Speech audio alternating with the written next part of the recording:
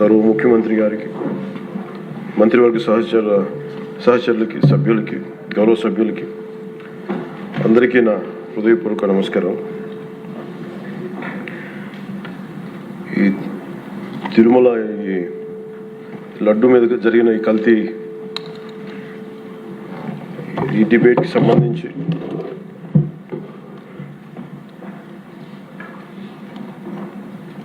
$68 లక్షల కిలోల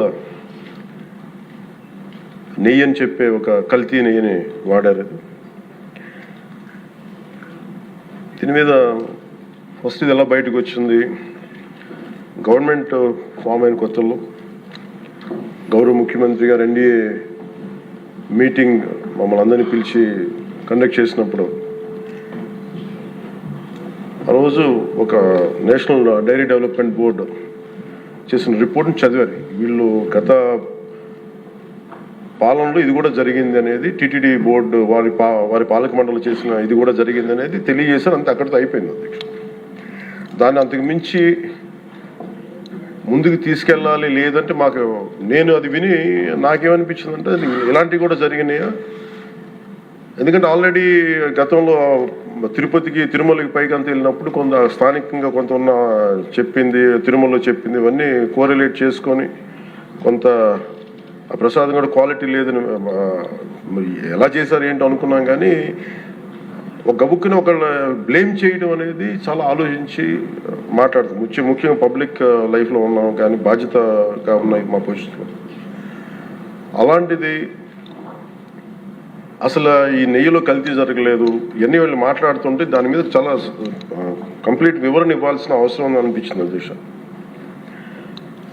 ముఖ్యంగా గత ప్రభుత్వ పాలనలో ఉన్నప్పుడు ఎక్కడా కూడా దేవాలయాల మీద దాడులు జరిగినా ఇంకోటి జరిగినా ఎక్కడా కూడా మేము దోషుల్ని పట్టుకోండి అని చెప్తా వచ్చాం తప్ప ఎక్కడా కూడా మీరు చేయించారని కానీ మీరు ఉన్నారని కానీ ఎక్కడ ఎందుకంటే తక్కువ అలా కూర్చోబెట్టి ఎలా పడితే అలా మాట్లాడటానికి బాధ్యత ఉంటాం కాబట్టి అలా మాట్లాడలేము. అలాగే ఇది కూడా గౌరవ ముఖ్యమంత్రి గారు రోజు ఎన్డీఏ సభలో చెప్పినప్పుడు మాకు కూడా ఏమనిపించిందంటే దీన్ని ఎలాగా అడ్రస్ చేయాలో నాకైతే ఇంటికి వెళ్ళాక నాకు అర్థం కాలేదు. ఇలాగ యానిమల్ ఫ్యాట్స్ కూడా కలిసినాయి, ఇది ఎన్డీడీబీలో వచ్చింది అని నేషనల్ డైరీ డెవలప్మెంట్ బోర్డు దాంట్లో. సో ఇవన్నీ కూర్చోబెట్టి మాట్లాడుతున్నప్పుడు నేను తర్వాత మార్నింగ్ నేను ట్వీట్ చేశాను అధ్యక్ష. దాని మీద ఎందుకు ట్వీట్ చేయాల్సి వచ్చిందంటే వరుసగా నన్ను ట్యాగ్ చేస్తే చాలా మెసేజ్లు వస్తూ ఉన్నాయంట.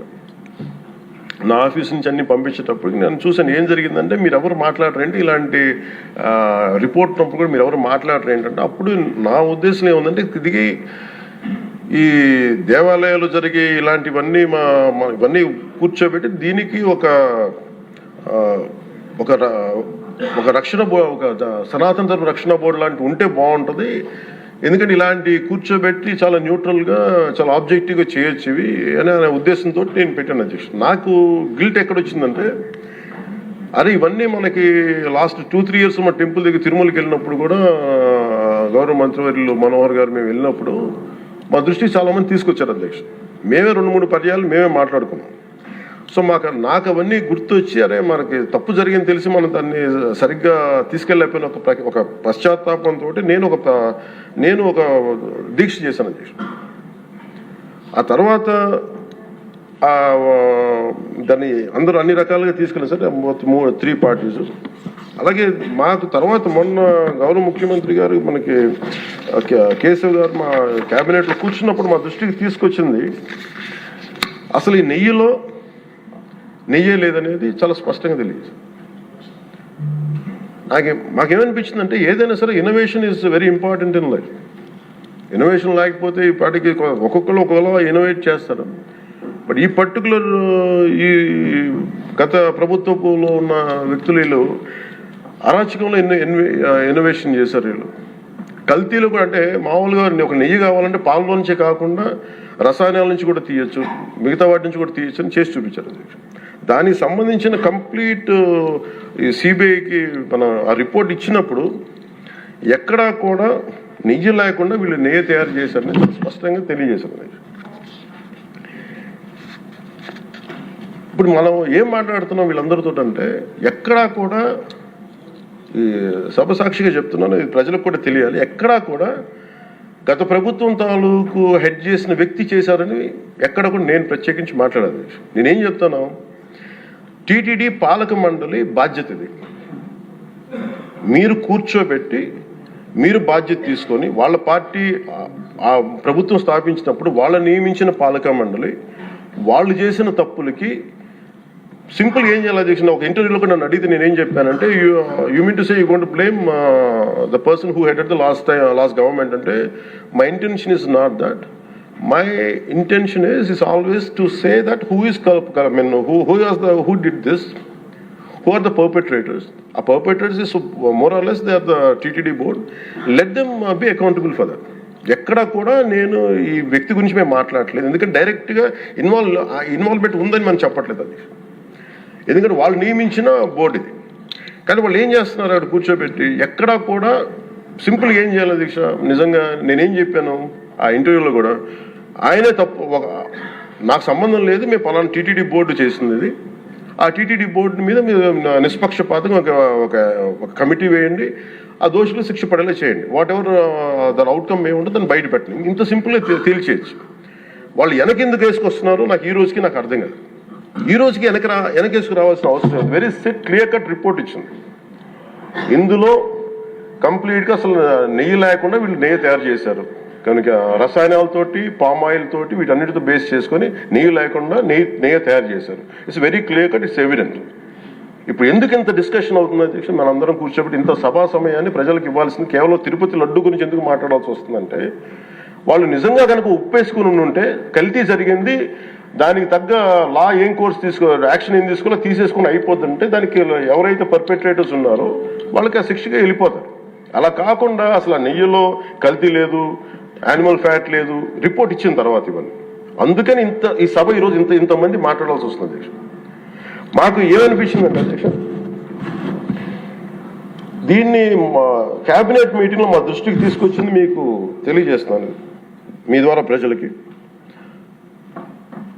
సిబిఐ నేతృత్వంలోని ఈ స్పెషల్ ఇన్వెస్టిగేషన్ టీం ఆ నెయ్యి తయారీకి 1 లీటర్ పాలు కూడా వినియోగించలేదని చెప్పి చాలా ఖచ్చితంగా తేల్చింది. ఆ పామాయిల్లో రసాయనాలు కలిపి తయారు చేసినట్టు చెప్పింది. ఆ ఇతర రసాయనాలు ఏ మూలకాల నుంచి తయారయ్యాయో నిర్ధారణ చేసే సాంకేతికత, దానికి సంబంధించిన టెక్నాలజీ ఆ పర్టికులర్ మా వద్ద లేదనేది ఆ సిట్ తేల్చేసింది. ఈ కేసులో 36 మందిని నిందితులుగా తేల్చింది. శ్రీవారి ప్రసాదాన్ని అపవిత్రం చేసేందుకు ఒక ప్రణాళిక, ఒక ప్లాన్ ప్రకారం కుట్ర జరిగిందన్నట్టు సిట్ తెలియజేసింది. అలాగే దీని ముందు ఏం జరిగిందని చూస్తే, తమకి నచ్చిన సంస్థలకి నెయ్యి సరఫరా కాంట్రాక్టులు కట్టబెట్టేందుకు ఒక ప్రణాళిక ప్రకారం టెండర్ నిబంధనలు సవరించారు. నెయ్యి సరఫరాకి సంస్థకి ఉండాల్సిన కనీస వార్షిక టర్నోవర్ 250 కోట్ల నుంచి 150 కోట్లకు తగ్గించారు. రోజుకి 4 లక్షల లీటర్ల పాలు సేకరించాలన్న నిబంధనని తొలగించారు. డైరీ రంగంలో 3 ఏళ్ల అనుభవం ఉండాలన్న నియమాన్ని ఏడాది కుదించారు. రోజుకి 12 టన్నుల వెన్నెయ్య తేయాలన్న నిబంధనను కూడా 8 టన్నులుగా మార్చేశారు. అంటే ఒకరికి నెయ్యి కాంట్రాక్ట్ ఇవ్వాలంటే ఇన్ని నిబంధనల్ని తూట్లు పడిచారు. అది చేసిన తర్వాత మళ్ళీ సవరణ అనంతరం వీళ్ళు ఎంపిక చేసిన సంస్థలు 20-23 మధ్య నెయ్యి సరఫరా చేశాయి. నెయ్యి సరఫరా చేసిన సంస్థకు అందుకు కావాల్సిన కనీస అర్హతలు లేవని సిట్ ఛార్జ్ షీట్లో ఉంది అధ్యక్ష. వీరు నెయ్యి సరఫరా ఎంచుకున్న సంస్థలు బోలేబాబా అని కానీ దానికి అనుబంధ సంస్థలు మాల్గంగా, వైష్ణవి డైరీలు 1 లీటర్ కూడా నెయ్యిని పాల నుంచి తయారు చేయాలని స్పష్టంగా చెప్పారు. ఇది 1924 మధ్య 11 కోట్ల మంది భక్తులను శ్రీవారిని దర్శించుకుంటే ఆ కాలంలో మొత్తం 48 కోట్ల లడ్డు ప్రసాదాలు విక్రయం జరిగింది. దాంట్లో సుమారు 20 కోట్ల లడ్డూలు నకిలీ నెయ్యితో తయారయ్యాయని చెప్పి టీటీడీ రికార్డ్స్ తెలియజేస్తాం. ఆ 11 కోట్ల మందికి రసాయనాలతో నిండిన మన లడ్డూలు పంపించారు. అలాగే ఇందులో 1,00,000 లడ్డూలు కూడా అయోధ్య రామ మందిర ప్రారంభోత్సవానికి పంపిణీ చేశారు. నేను మొన్న మన క్యాబినెట్లో మన గౌరవ ముఖ్యమంత్రి గారు మేమందరం కూర్చొని మాట్లాడుతున్నప్పుడు నాకు పర్సనల్గా నాకు మెసేజ్లు ఏంటంటే, అమరావతి మన ఈ అయోధ్యకి పంపిన లడ్డూలు ఈ లడ్డూలు కాదు, ఇవి వేరే లడ్డూలు. అలా ఎలా తేడా చెప్తారు వీళ్ళు? దానికోసం ప్రత్యేకంగా అంటే అక్కడ నిబంధనలు ఎక్కడా కూడా మీరు నెయ్యి మేము పలానోళ్ళు కొన్నారు మాకు డీటెయిల్స్ ఇస్తా ఉన్నారు. నేను సభాముఖంగా ఎందుకు వాళ్ళకి పేర్లు ప్రస్తావించారు, అది చెప్పిన వ్యక్తులు కానీ వీళ్ళు కానీ. నేను అడిగింది ఏంటంటే, ఓకే మీకు దాని మీద ఆధారాలు ఏమున్నాయి, మీరు ఈ లాటే పంపించారు అయోధ్యకి అనేది మీకు ఏముంటే ఎక్కడ ఏం లేదు, అన్ని గాల్లో మాట్లాడుతున్నారు వీళ్ళందరూ. ఇప్పుడు మేము ప్రత్యేకించి మేము అడుగుతుంది ఏంటంటే దీనికి సంబంధించి కంప్లీట్ పాలక మండలి బోర్డు, టీటీడీ పాలక మండలి board, they have to take responsibility. వాళ్ళని ఒక గత ప్రభుత్వాన్ని నడిపిన ముఖ్యుడైన వ్యక్తి వాళ్ళని వెనకేసుకొస్తున్నారంటే అందులో కూడా మీకు కూడా బాధ్యత తీసుకోవాల్సి వస్తుంది. అందుకని సభాముఖంగా మేము అందరికీ ఏం చెప్తున్నామంటే let the law take its own course. ఎవరైతే దోషులు ఉన్నారో వాళ్ళకి శిక్ష పడాల్సిందే. మా ఉద్దేశం ఒకటే అధ్యక్ష, ప్రాబ్లం ఎక్కడ ఉంది అంటే ఇందులో మనందరం కూడా ఇందాక మన గౌరవ సభ్యులు మాట్లాడతా, నెల్లూరుకు సంబంధించి సోమిరెడ్డి గారు మాట్లాడతా దర్గా కానీ మన కసుమూరు దర్గా గురించి వీటన్నిటి మాట్లాడుతూ ఉంటే బేసిక్గా నేను కూడా నెల్లూరులో పెరిగాను కాబట్టి నేను అర్థం చేసుకోగలను. అది ఎక్కడా కూడా వేరే మతాలను కించపరచడం అనేది తెలియదు అధ్యక్ష ఈ దేశం. అందుకే ఈ దేశం ఇలా ఉండేది కాదు. అలాంటి దేశం సాంప్రదాయాలని వీళ్ళు కూర్చోబెట్టి కల్తీ జరిగిందంటే వెరీ సింపుల్గా ఏం చేయాలి, అడల్ట్రేషన్ జరిగింది, మేము కూర్చోబెట్టి దీన్ని కరెక్ట్ చేసుకుని మీరు కరెక్ట్ చేయండి, మేము మీకు మద్దతు ఇస్తాం, ఇంతే చెప్పాలి అధ్యక్ష. అంతేగాని దాన్ని వెనకేసుకు వస్తున్నారు అంటే ఒకటి క్లియర్ కట్ రిపోర్ట్ ఉంది, అందులో నెయ్యి లేదనేది, అందులో రసాయనాలు ఉన్నాయని క్లియర్ కట్ చెప్పింది. ఈ రసాయనాల్లో ఏమున్నాయి అనేది అది పెరుమాళకి ఎరగదు, ఆయన కూర్చొని చేయాలండి. ఒక రిపోర్ట్ ఏమో మాకు ఎన్డీడీబీ రిపోర్ట్ ఏమో దాంట్లో ఖచ్చితంగా ఈ జంతు సంబంధించిన అవశేషాలు ఉన్నాయి అనేది చాలా స్పష్టంగా చెప్పారు. అది ప్రాపర్ ఆథరైజ్డ్ బోర్డు. ఇప్పుడు వీళ్ళేమో కూర్చొని అది కూడా మాట్లాడలేదు. Very clear cut as on today special మన సిబిఐ ఇచ్చిన మన ఛార్జ్ షీట్ ప్రకారం ఆ నెయ్యి కాదు, ఇది పామాయిల్తో పాటు రసాయనాలు కలిపింది. దీన్ని కూర్చోబెట్టి వాళ్ళు ఇంత మాట్లాడుతున్నారంటే ఇది ఖచ్చితంగా ప్రజల మధ్యకి వెళ్ళాలి. దీని నుంచి లబ్ధి పొందేది ఏం లేదు ఇక్కడ. కానీ ఇది ఏంటంటే ఇది ధర్మానికి సంబంధించిన విషయం అధ్యక్ష. ఇదే ఇష్యూ కనుక, ఇదే సమస్య కనుక ఏ ఒక్క మతానికి జరుగుంటే హిందూ ధర్మానికి కాకుండా వెంకటేశ్వర స్వామి వారికి కాకుండా ఇంక ఎవరికి జరిగినా కానీ ఈ దేశం గగ్గులైపోయింది, ప్రపంచం అంతా గగ్గులు పెట్టేసేవాడు. సమస్య ఏముందంటే ఇది ప్రతి ఒక్క హిందూ కూడా ఆలోచించాల్సిందే. ఎందుకంటే ప్రతి హిందూకి బై నేచర్ మా ఇంట్లో కానీ ఎవరు ఇందాక మన సోమిరెడ్డి గారు చెప్పినట్టుగా మీరు దర్గాకి ఏదంతా చూస్తే మేము దర్గాలు కదా చిన్నప్పుడు మేము స్కూల్లో ఉన్నప్పుడు రొట్టెలు పండుగ దర్గా మెట్లు వెళ్ళి మేము కూర్చోబెట్టి అక్కడ ఇర్రెస్పెక్ట్ హిందూస్ ఇది ముస్లిం ఫెయిత్ అనుకోకుండా వెళ్ళి కూర్చోబెట్టి అందరూ గౌరవించి దాన్ని ఈ రోజుకి వెళ్తారు హిందువులందరూ. సో ఈ దేశ మూల సంస్కృతి మన ఇస్లాంని గౌరవించేది, క్రిస్టియానిటీని గౌరవించేది, సకల మతాల్ని గౌరవించేది. అలాంటిది హిందూ ధర్మానికి సంబంధించిన 7 కొండల వాడు కలియుగ వెంకటేశ్వరుడు దైవం అనడానికి చాలా క్లియర్ కట్గా ఉంది అది. ఎందుకంటే కలియుగంలో జరిగింది ఆయనే, దీనికి ఆధార పురుషుడు, ఆయన మూల పురుషుడు.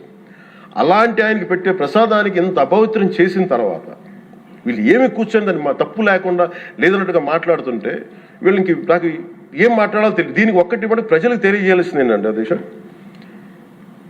ఇదే వేరే ఇస్లాంకి జరిగిన, క్రిస్టియానిటీకి జరిగిన, జీసస్ క్రైస్ట్కి జరిగిన, మహమ్మద్ ప్రవక్తకి జరిగిన, అల్లాకి జరిగిన ఇలా ఉండేది కదా అధ్యక్ష. వాళ్ళు ఆ రోజు మన కౌన్సిల్లో కూడా అలా పటాలు తీసుకొచ్చేవాళ్ళు వేరే ఏ దేవత అయితే. బికాజ్ ఇది హిందువులు కాబట్టి వీళ్ళ కులాలతో ముక్కలుగా అయిపోయి ఉంటారు కాబట్టి హిందువులు తమ మతాలను ఎడాపెడా వీళ్ళు జోకులు వేసుకోగలరు కాబట్టి దీనికి సీరియస్నెస్ లేదు అధ్యక్ష. Before blaming anybody else, every Hindu has to take a responsibility for this, every Hindu. ఎందుకంటే మన ఇస్లాంని మనం ఎందుకంత కూర్చోబెట్టేంత వాళ్ళు గౌరవించే విధానం చూస్తే నిజంగా మనం హిందూ ధర్మాన్ని పాటిస్తే మనం గౌరవించుకోలేమో అనిపిస్తుంది మనకి. అది మిగతా మతాలను చూసి నేర్చుకోవాలి అధ్యక్ష. వీళ్ళకి ఏముంది, వీళ్ళు ఇంత మాట్లాడుతున్నారు తిరుపతి లడ్డు మీద. నిజంగా వీళ్ళు కనుక మాట్లాడితే అదే వేరే మతం గురించి ఎందుకు మాట్లాడరంటే ఓట్లు పోతాయి అధ్యక్ష. హిందువుల ఓట్లు చాలా ఈజీగా ముక్కలు కులాలను చేసి పెట్టేసి పోతాయి. ఆ వెంకటేశ్వరం కాబట్టి శివుడు ఉంటాడు, శివుడు కాబట్టి అమ్మవారు ఉంటాడు, ఈజీ వాళ్ళకి. ఈ నైజం జనాల్లో మారినంత కాలం ఇలాంటివి జరుగుతూనే ఉంటుంది అధ్యక్ష. వీళ్ళు ఇలాగే మాట్లాడుతూనే ఉంటారు. ఇది లోపల నుంచి మనందరం కదలాలి, ఇర్రెస్పెక్ట్ ఆఫ్ పార్టీస్. నేను వైసీపీలో ఇప్పుడు రాని వైసీపీ నాయకులు కూడా అడుగుతున్నాను, వాళ్ళ పద్ధతిదారులు కూడా చెప్తున్నాను ఈ సభాముఖం. మీరు ఎవరన్నా సరే రేపొద్దున్న నుంచి మీరు వెళ్ళి తిరుమలలో వెంకటేశ్వర స్వామిని దర్శించుకున్నప్పుడు ఆ నిలువెత్తు స్వామివారిని చూసినప్పుడు మీకు గిల్ట్ కలగకపోతే మీరు చూడండి.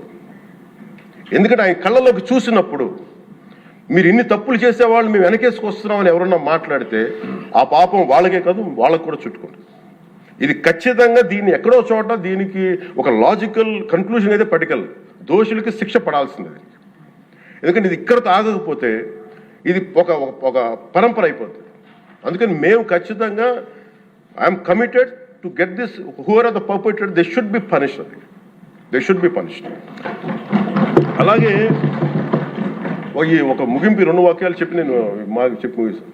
మన ఈ మధ్య నేను ఆముక్తమాల్య చదువుతున్నప్పుడు 218వ పద్యం దాంట్లో ఆయన చెప్పింది ప్రత్యేకించి ఆయన రాసిన ఈ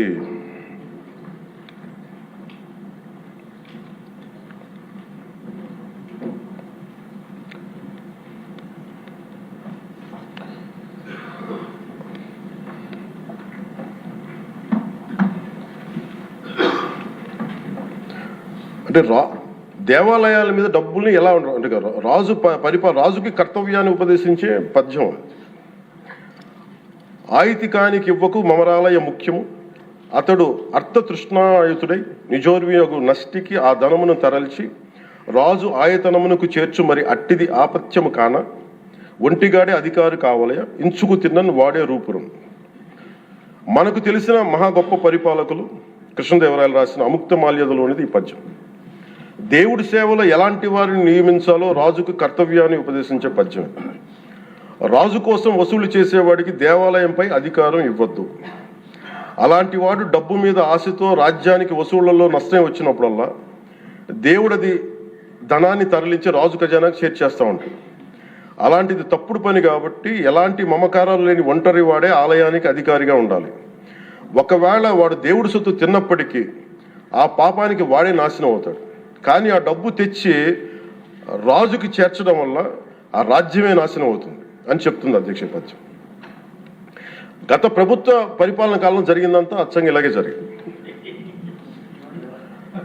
అంటే ఇది మనందరికీ కూడా చాలా లోతుగా ఆలోచించాలి. ఇది భగవంతుడికి సంబంధించినది. అంతమంది వెళ్ళి వాళ్ళ కర్మని అక్కడ వేస్తారు అధ్యక్ష డబ్బులుగా. ఆ కర్మని ఆ పుణ్యస్థలమే కాపాడాలి. భక్తులు తాలూకు ఆ నిత్య 7 కొండల వాడి నామస్మరణే కాపాడు తప్ప ప్రజలు చేసిన కర్మను ఎవరైతే భగవంతుడి సొమ్ముతోటి ఆడుకుంటారో భగవంతుడి డబ్బును దోచేస్తారో తరాలు కూడా లేచిపోతాయి. చాలా జాగ్రత్తగా ఉండాలి. ఇది ఎంత మనం ఇది చాలా పుణ్యకార్యాలకు ఇవ్వాల్సింది. అందుకని వీళ్ళందరికీ కూడా ఇప్పటికైనా దీనికి కల్తీ జరిగింది వాళ్ళు ఒప్పుకుంటామని చెప్పి వాళ్ళు నిజానికి ఇంకా ఇబ్బంది లేకుండా ఇంకా మళ్ళీ దీని గురించి మీరు ఢిల్లీకి వెళ్ళి కోర్టులు వేసే కొద్దీ మీ పాపం పెరుగుద్దే తప్ప మీ నాశనం కొంచెం ఫాస్ట్ అవుద్ది తప్ప ఇదైతే తగ్గదు. అందుకని దయచేసి అందరం ఈ ఒక్కటి అధ్యక్షుడు ఇంకొక మరో మాట చెప్పి మీరు ఎక్కడో చోట ఈ దేశం హిందూ దేవతల మీద హిందూ ధర్మం మీద దాడి జరుగుతున్నప్పుడు irrespective of political parties, irrespective of what you are, where you are, which language you speak, ఏ భాష మీరు మాట్లాడతారు, మీరు ఏ కులస్తులో తెలియదు, కానీ హిందూ ధర్మాన్ని మటుకు దాడి జరుగుతున్నప్పుడల్లా ముక్త కంఠంతో ఏకాభిప్రాయంతో ఖండించకపోతే మటుకు ఇలాంటి పరంపర కొనసాగుతూనే ఉంటుందని తెలియజేసుకుంటూ సెలవు తీసుకుంటాం. చాలా పవన్ కళ్యాణ్ గారు చాలా అత్యద్భుతంగా ప్రజల్ని ఆలోచింపజేసే విధంగా చాలా అద్భుతంగా మాట్లాడారు. అప్పుడే అయిపోయిందా అని ఫీల్ అయ్యేలాగా చేశారు. ధన్యవాదాలు. ఇప్పుడు గౌరవ ముఖ్యమంత్రి వర్యులు నారా చంద్రబాబు నాయుడు గారు మాట్లాడారు.